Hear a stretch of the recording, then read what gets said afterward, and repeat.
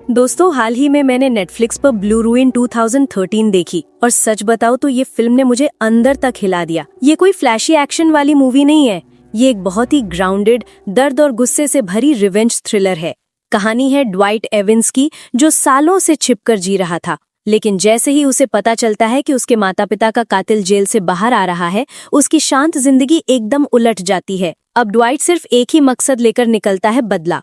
लेकिन उसकी पहली चाल ही एक नए खतरनाक हिंसा के चक्र को शुरू कर देती है, जहां दोनों परिवार एक दूसरे के निशाने पर आ जाते हैं।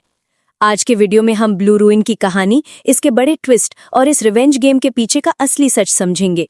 और अगर वीडियो पसंद आए तो लाइक और सब्सक्राइब जरूर कर देना दोस्तों। So now with that said, let's roll the intro.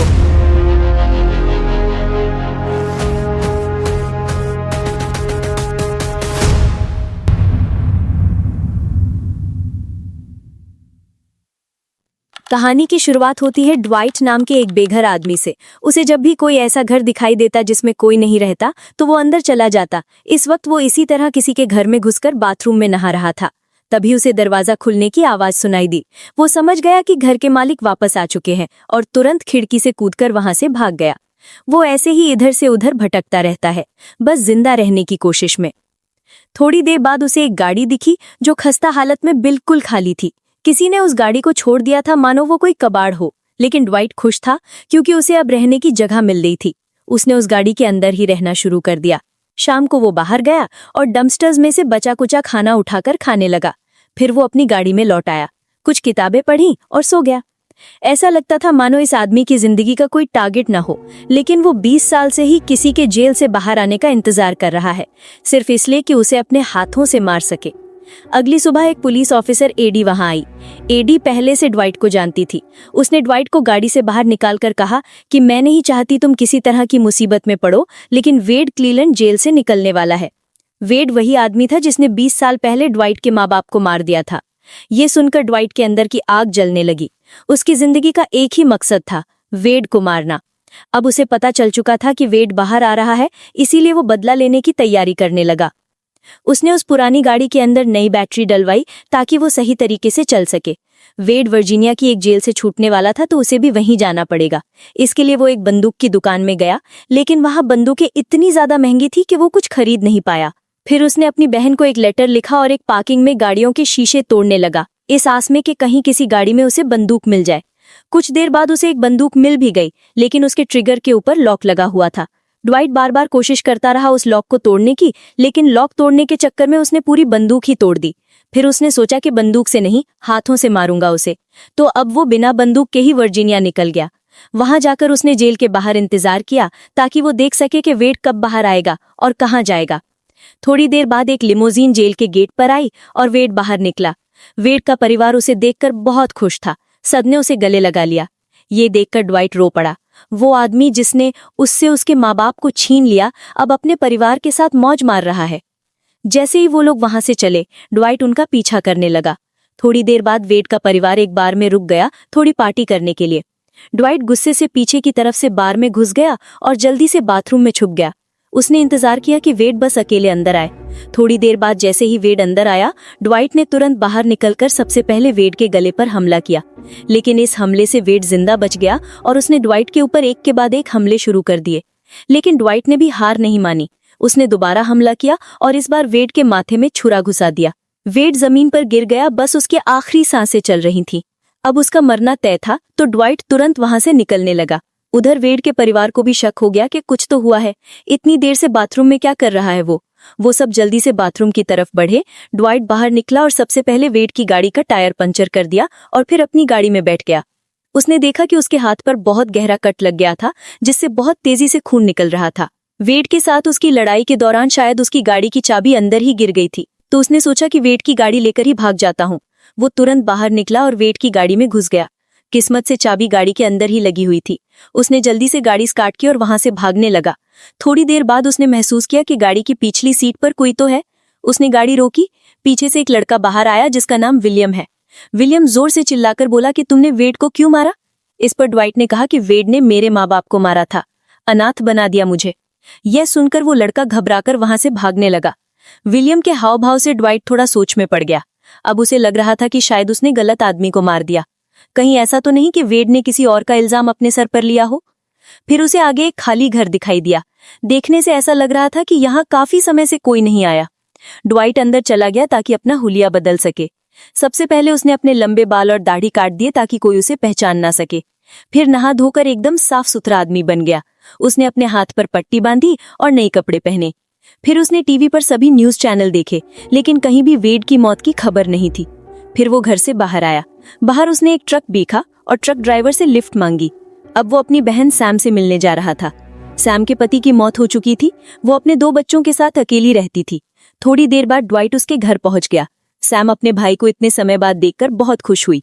कुछ देर बाद वो दोनों एक रेस्टोरेंट में खाना खाने गए। फिर अचानक ड्वाइट ने बताया कि मैंने वेड को मार दिया है, वही आदमी जिसने हमारे माँ बाप को मारा था। ये सुनकर सैम बहुत गुस्सा हो गई, लेकिन अंदर ही अंदर उसे थोड़ा सुकून तो था कि उन दोनों को अनाथ बनाने वाला आदमी अब मर चुका है। सैम ने बताया कि वेड का परिवार हमारे पड़ोस में ही रहता है। वो बहुत अमीर लोग हैं। मौके मौके पर मुझे नीचा दिखाते रहते हैं, खासकर अपनी उस लिमोजीन कार की हेकड़ी बहुत दिखाते हैं वो। थोड़ी बातचीत के बाद ड्वाइट को समझ आया कि क्लीलैंड परिवार बहुत ज्यादा ताकतवर है। अब जब उसने वेड को मार दिया है तो वो चुप तो नहीं बैठेंगे। जल्दी वो उसे ढूंढते हुए उसके पीछे आएंगे।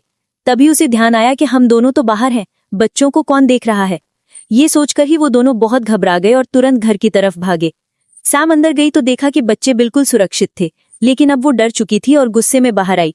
उसने ड्वाइट को थप्पड़ मारा। उसने कहा कि सब कुछ एकदम ठीक चल रहा था, तुमने दोबारा हमारे परिवार को मुसीबत में डाल दिया। अब मुझे कुछ समझ नहीं आ रहा सी क्या करूं। ड्वाइट ने कहा कि मैं सब कुछ संभाल लूंगा, लेकिन तब तक के लिए तुम्हें यहाँ से जाना होगा बच्चों को लेकर। उसने सैम से कहा कि अपना सामान पैक करो और बच्चों को लेकर पिट्सबर्ग चली जाओ। जब तक मैं सब कुछ ठीक नहीं कर देता वापस मत आना। सैम को भी समझ आ गया कि उसके बच्चों की सुरक्षा सबसे जरूरी है। उसने सामान पैक किया और वहां से निकल गई, ड्वाइट को वहीं अकेला छोड़कर।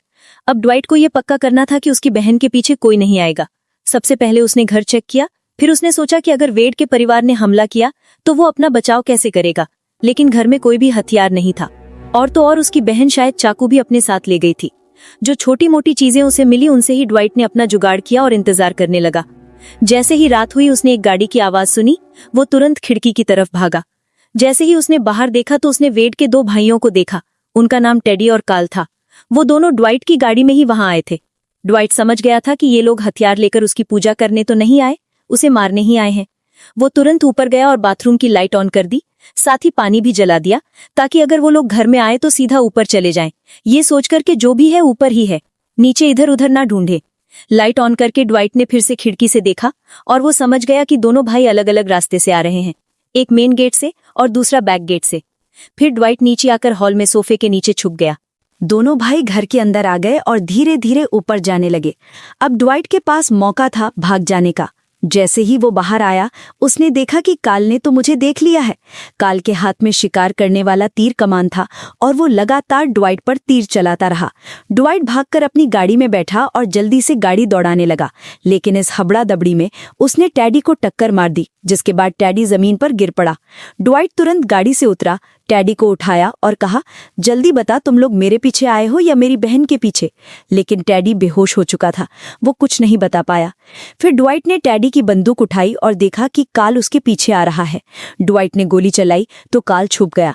अब ड्वाइट जल्दी से टैडी को उठाकर अपनी गाड़ी में डालने लगा, लेकिन जैसे ही वो फ्रंट सीट में बैठने लगा कार्ल ने उसके पैर में एक तीर मार दिया।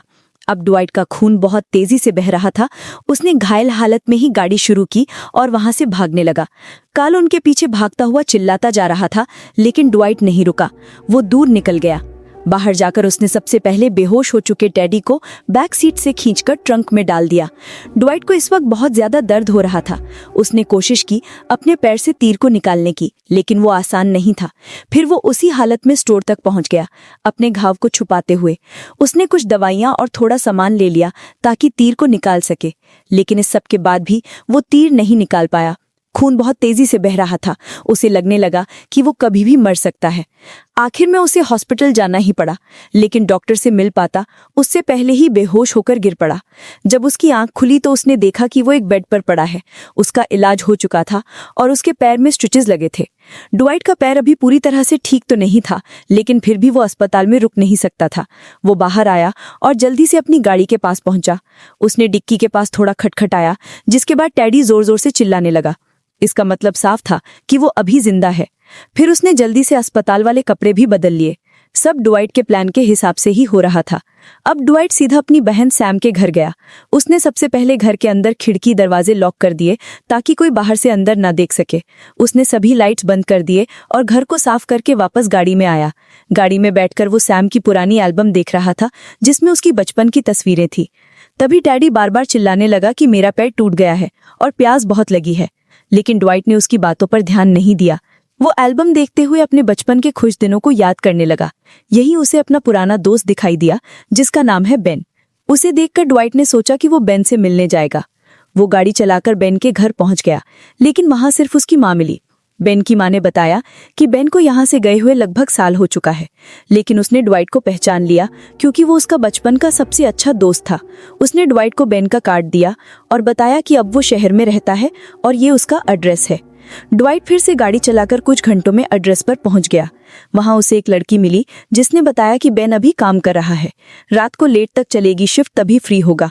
तब ड्वाइट बाहर आया और बेन की गाड़ी देखकर इंतजार करने लगा। लगभग आधी रात को बेन बाहर आया और दोनों अपनी जिंदगी के पुराने लम्हे याद करने लगे। फिर ड्वाइट ने कहा, देखो मेरे पास ज्यादा समय नहीं है, मैं तुमसे मदद लेने के लिए यहाँ आया हूँ, मुझे एक बंदूक चाहिए। बेन समझ गया कि बात कुछ तो सीरियस है। उसने ड्वाइट से कहा, घर चलो। इसके बाद दोनों घर की तरफ गए। घर पहुंचकर बेन ने उसे बंदूक दी और पूछा, तुझे चलानी आती है ये? इस पर ड्वाइट ने जवाब दिया कि नहीं आती तो नहीं है, पर मैं काम चला लूंगा। इस पर बेन बोला कि मेरे घर के आसपास कोई नहीं है, पीछे वाले भिड़े में तुझे सिखा सकता हूँ गोली चलाना। इस पर ड्वाइट ने कहा कि मैं तुझसे पहले ही बहुत मदद ले चुका हूँ मेरे भाई, और परेशान नहीं करना चाहता, मुझे सिर्फ बंदूक चाहिए। उसने बंदूक ली और वहां से निकल गया। जाते वक्त उसने एक पानी का कैन भी लिया ताकि टैडी को दे सके। जैसे ही उसने डिक्की खोली, टैडी बाहर आया। तब उसने ड्वाइट को बंदूक के सामने अपने सामने खड़ा हुआ देखा। टैडी ने तुरंत पानी पीना शुरू कर दिया। ड्वाइट ने पूछा कि तुम मेरे घर क्यों आए थे, मुझे मारने या मेरी बहन को? तो टैडी ने कहा कि हम तुझे मारने आए थे साले। इसके बाद उसने कुछ ऐसी बातें बताई जिसने ड्वाइट को हिलाकर रख दिया। टैडी ने कहा कि तुझे लगता क्या है, तेरा बाप बहुत शरीफ इंसान था, उसका चक्कर चल रहा था मेरी माँ के साथ।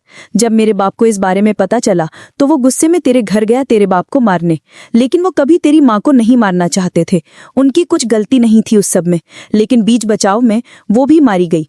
तब पापा ने अपनी जगह वेट को जेल भेज दिया क्योंकि वो अभी 18 से कम था, उसे कम सजा होगी। ये सुनकर ड्वाइट परेशान हो गया। उसने कहा कि मैं ये सब हमेशा के लिए खत्म करना चाहता हूँ, मैं नहीं चाहता मेरा परिवार दोबारा इस सब में घसीटा जाए।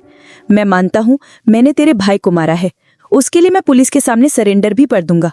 इस पर टैडी ने कहा कि हमारा परिवार ऐसी बातों से नहीं चलता, हम कानून के हिसाब से नहीं अपने हिसाब से चलते हैं। अब तो तेरा पूरा परिवार मरेगा, तेरी बहन और उसके बच्चे भी। ये सुनकर ड्वाइट ने गोली चलाई और टैडी डर गया। ड्वाइट ने उसे फोन दिया और कहा कि अपने परिवार से बात कर और कहो उनको कि मैं आ रहा हूँ सब कुछ खत्म करने के लिए, आगे किसी को कुछ करने की जरूरत नहीं है। टैडी ने कॉल करके उनसे बात की। कुछ देर बाद ड्वाइट आगे आया टैडी से फोन लेने के लिए। यहाँ टैडी को मौका मिल गया और उसने ड्वाइट के ऊपर हमला करके उससे बंदूक छीन ली। उसने कहा कि हमारे परिवार के अपने रूल हैं, मेरे पिता में 2-2 खून करके भी सजा नहीं काटी, आखिर में कैंसर से मरा है वो, और अब तू भी मरने वाला है। अब वो ड्वाइट पर गोली चलाने ही वाला था, तभी पास से एक गोली आई और टैडी का हो गया पट से हेडशॉट। ये गोली बेन ने चलाई थी, जिसे अपने दोस्त की चिंता हो रही थी। उसने ड्वाइट को उठाया और कहा कि मुझे पता था तुम कुछ तो गड़बड़ करोगे, इसीलिए तुम्हारा पीछा कर रहा था। उसने ड्वाइट को बंदूक दी और कहा कि तेरे हाथ में बंदूक तो है पर तू इसे चलाना नहीं जानता, अगर गोली निशाने पर ना लगे तो बंदूक का कोई फायदा नहीं है। फिर बेन ने उसे ट्रेनिंग दी और धीरे धीरे ड्वाइट थोड़ा और बेहतर होने लगा। ट्रेनिंग के बाद बेन ने उसे एक बंदूक, पैसे और थोड़ा खाना दिया। साथ ही कहा कि तेरी दिक्कत मेरी दिक्कत, दोनों भाई साथ चलेंगे। लेकिन ड्वाइट ने मना कर दिया। उसने कहा कि तू मेरी जान पहले ही बचा चुका है मेरे भाई, मुझे जितनी मदद चाहिए थी मिल चुकी है, अब हमारे रास्ते अलग हैं। तो बस दोस्तों, आज की ग्राफ्टेड की ये पागल कर देने वाली कहानी यहीं खत्म होती है। सच बताऊं, इस फिल्म की एंडिंग ने तो मुझे भी हिलाकर रख दिया था। अगर आपको वीडियो जरा सा भी अच्छा लगा हो ना, तो यार दिल से एक लाइक ठोक देना, इससे बहुत मोटिवेशन मिलता है। और हाँ, अगर आप यहाँ नए हो तो प्लीज़ सब्सक्राइब कर देना, क्योंकि अगली वीडियो में सच में दिल से बहुत खतरनाक लेकर आ रहा हूँ। अपनी सोच, अपनी थियरी, जो भी मन में आया कमेंट में लिख देना, मैं हर कमेंट पढ़ता हूँ सच में। तो चलो दोस्तों, मिलते हैं अगली कहानी में। टेक केयर और डरना मत।